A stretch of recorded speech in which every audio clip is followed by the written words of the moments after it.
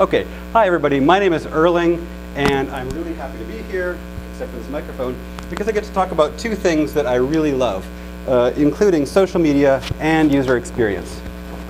I've been using forums, Twitter, social media to reach out and connect to people and learn from them. And apparently I'm not alone, because there are 1 billion people in the world now using some form of social media. That's 1 out of every 7 people in the world. And when I saw that number, I was excited. I wanted to be a part of that. And I recently had the chance to do that. I've joined a team called Digital Strategy, where we listen, we engage, and we reach out to people to improve their experiences through social media. As a user experience professional, this seems like a natural extension. I have a lot of the same skills that you bring to the table: how to listen, how to collaborate, how to identify opportunities to improve experience. And you know, in user experience, we talk about a cycle where we learn from people, we design for them, and we refine those designs. Along the way, we engage people through techniques like field studies and usability tests. But as I've been listening to people in social media, I've found that they talk about user experience in a much bigger way.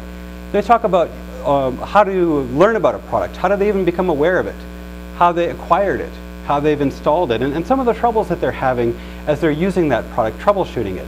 And we have the opportunity to engage people at all those touch points to work on improving their experience. Here's an example. Somebody might be using a product and they're encountering a problem with it. So they tweet and they say, "I'm really mad." And if we're listening, we might be able to respond to them with a tip or a suggestion that'll help them. But that's not where it ends. That's actually just the start of a conversation.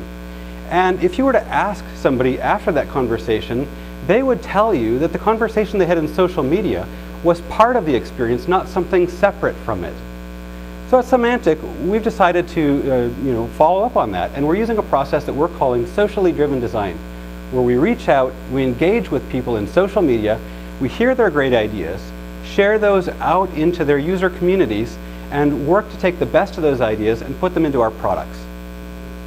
It allows us to have an ongoing relationship, a discussion with people, where we're building up trust, building up relationships, inviting them in to participate in the design process. That has some benefits. For example, it allows us to get faster feedback. Because we have that ongoing conversation, we have a whole user community that we can tap into when we need to get feedback. So how long does it take to send out a tweet asking somebody a question? Or how long does it take to do a demo of a proposed feature in WebEx? So you can reach out to people. And if you're on a limited time when you're doing Agile and you're talking about sprints, you may not have time to schedule a full-blown usability test a few weeks out. So this kind of helps bridge that gap, to have that continual conversation. Also, I don't know about you, but my development team is spread out all around the globe, and so are my users. And social media is allowing me to invite people who aren't located in the same place to participate in that design process. What I've learned is we need to reach out to people where they are. And where people are today is in social media. So how would this play out? Can I give you an example? If you were looking to design a product for, say, a user experience professional, where would you look for them? Well, you might find somebody like me out responding to a question that somebody has in a forum, or chatting about great experience in Twitter. You might even find that I plan on attending a conference like Usability Professionals, or User Experience Professionals now, and you could take that information to better understand. They've publicly shared that information.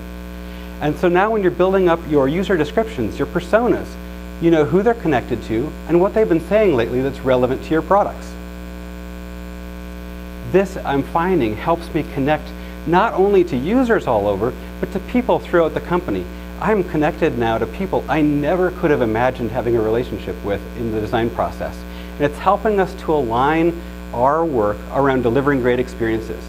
So while some people might say, "Oh, social media, that's for somebody else, that's for marketing," I would say that social media is a great way to deliver an experience. If you wanted to get started with that, it's actually not that hard. Find out who is most socially engaged, which of your colleagues and which of your users is already doing this. Reach out to them, start this conversation, and I think you'll find that user experience professionals can really take a leadership role in social media at their companies. If you want to continue that conversation, I'm available as Experience Design Strategy on Twitter or here at the conference this week. Thanks.